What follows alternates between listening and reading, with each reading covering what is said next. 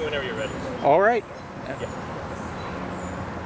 Hi guys, thanks for joining us. We are here together with George Badey, candidate for Congress in the 7th Congressional District, Manan and Trivedi, for Congress right here in the 6th District. We're here at the Pine Street Bridge in Kenilworth, and here to talk about the Highway Surface Transportation Bill. The bill has been passed in the Senate, called MAP 21. It was passed in significant bipartisan fashion, 74 votes, sponsored by a Republican, very conservative Republican from Oklahoma, and a Democrat. It is a good bill that reauthorizes surface transportation funding to fix bridges, roads, tunnels, ease congestion, make our highways safer, stronger, better. Unfortunately, when it went to the House, it was significantly slashed. They took out about, what, $31 billion of funding from highway transportation. They passed a version that literally threatens over 500,000 jobs. 500,000 jobs are estimated to be lost if that House version would be enacted. Moreover, if nothing happens, and they need to pass this legislation by June 30th, 2012, next week, and they've had 3 years to reauthorize this thing. In fact, next week will be 1,000 days since they've had to reauthorize this bill, and they've yet to reauthorize this bill. And if they don't reauthorize this bill, if they continue to play political games like they've been doing the whole time they've been in leadership and Republicans have been in leadership in the House, 2.9 million jobs will be started to be cut away. At a time when unemployment is 8.2% and construction unemployment is something like 14.2%, this is absolutely the wrong answer. This is the wrong time to be playing political games with the safety of our roads, our bridges, our tunnels.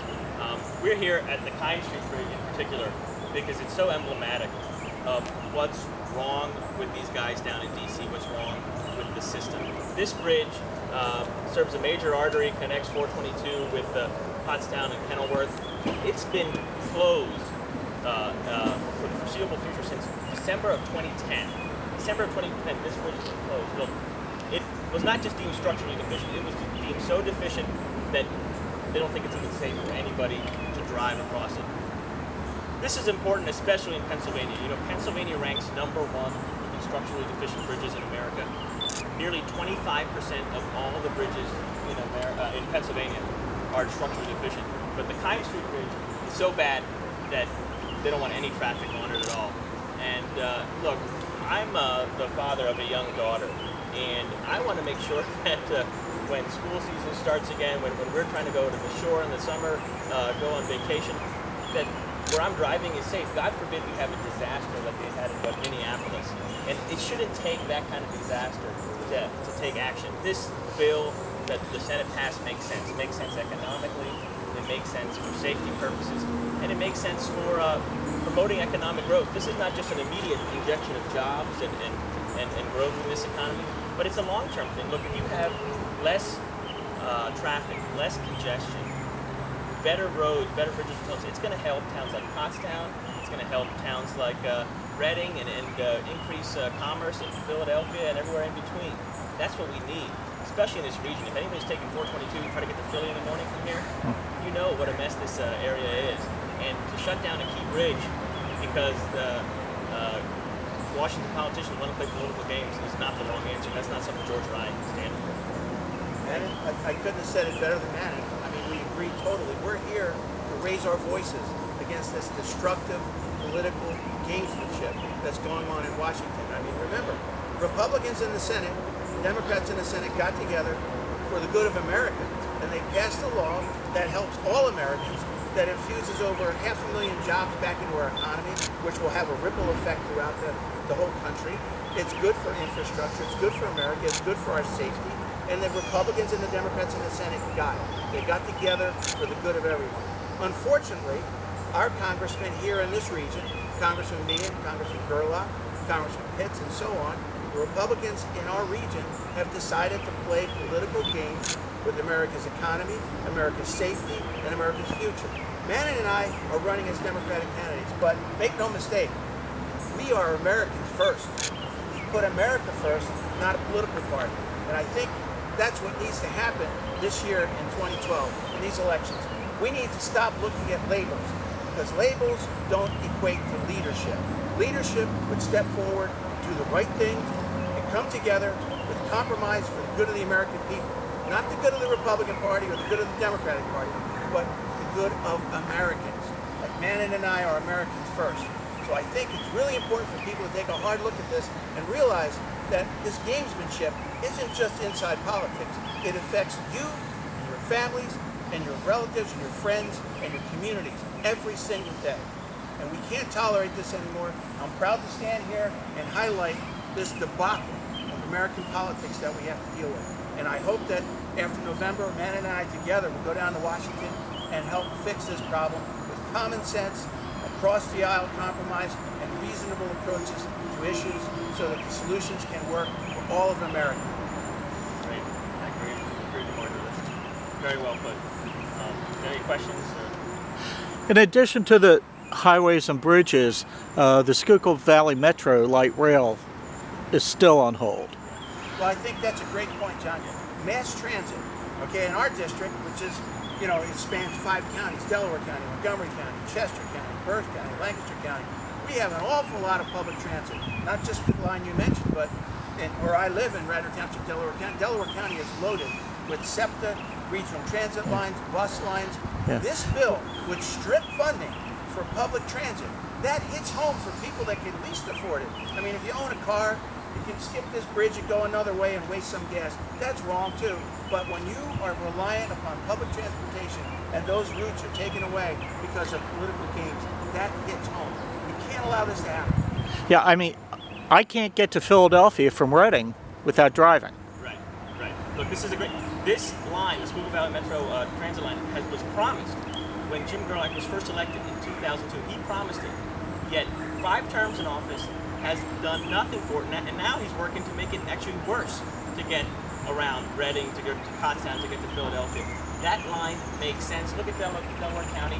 You know, Delaware County is a very prosperous county. Berks could be doing much better if we had rail. If we connected Reading to Pottstown, to Norristown, to Philadelphia, it would be better for Philadelphia, but also be better for Reading and everybody in between. It just makes sense. This is the kind of bill that makes sense for jobs right now and jobs in the future. We can increase commerce, make it much more palatable to be able to commute to Philadelphia, but live in Berks County. Now, two of the kind of problems that have come up with it, one is the tolling of 422, some opposition to that. The other one is how the counties will pay for the annual maintenance fees for the line. Would you favor, say, federal subsidization for the Metro line? To, you know, I remember, you know, back when it was first developed, Berks County was looking at a $30 million a year subsidy for it.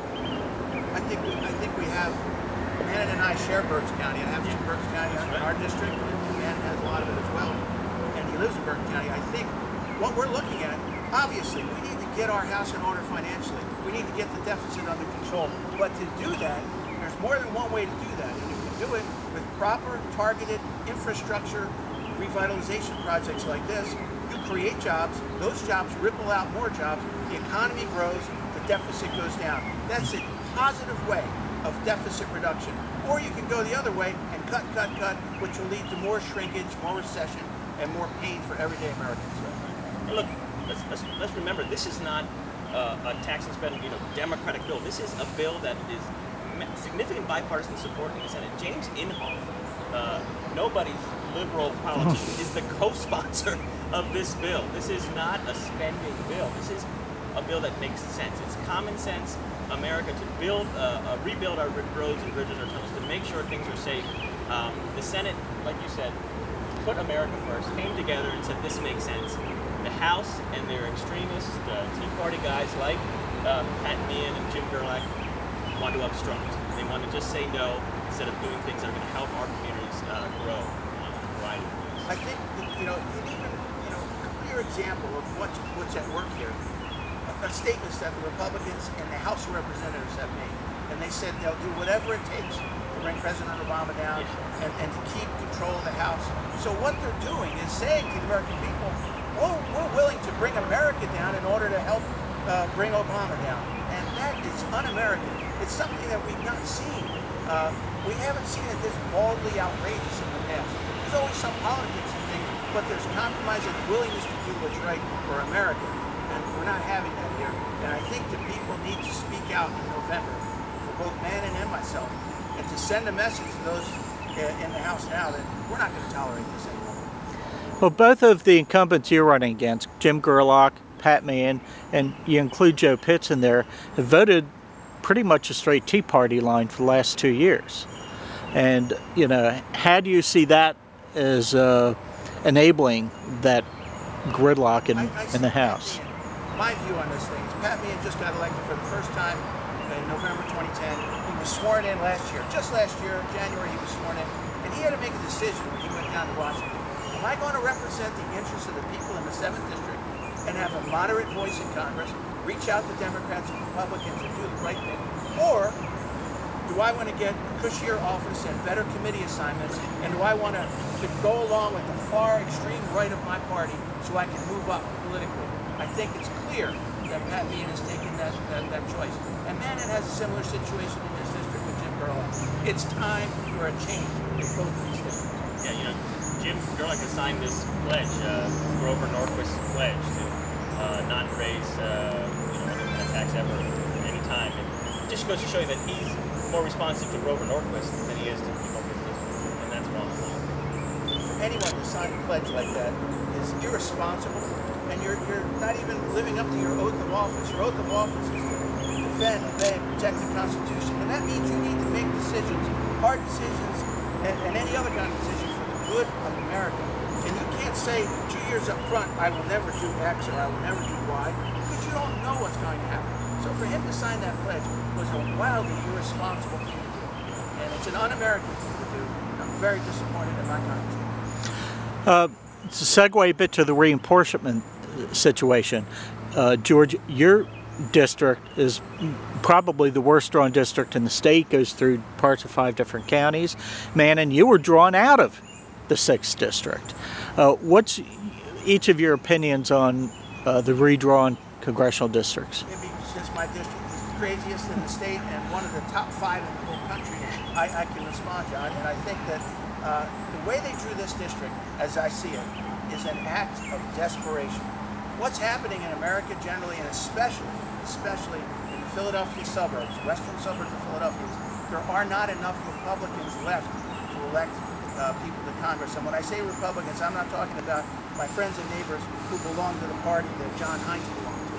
They're moderate, reasonable, decent friends and neighbors of mine. I'm talking about the extreme Tea Party right-wingers. There's not enough of them. So the only way they can hope to try to protect Congressman Manan and Congressman Gerlach is to draw the district in such a crazy way that the next congressman from the 7th will be the first congressman in American history to simultaneously represent Amish farmers out in Lancaster County and people who live right next to the Philadelphia International Airport. It's an abomination and it's an embarrassment, and I think people need to do something about it. I think the people who are going to support George and myself and recognize that they're not going to be sort of snowed over by political games and political games which are withdrawing. You know, they can try to draw people's houses across the line or, whatever, but I think they recognize we both represent our communities. In fact, the Reading Eagle, which is really the paper of record in Berks County, has said that my commitment to Berks County is unshakable. I was born and raised in Berks County, born in the city of Reading. When K-12 in Fleetwood High School, if anything, Jim Gerlach is the guy who moved into this area to run for state office, state rep. So look, people hear our stories. It doesn't matter how the lines are drawn. At the end of the day, they're going to vote for the guys who are going to fight for them. And I think it's clear who that is. Thanks so much, guys.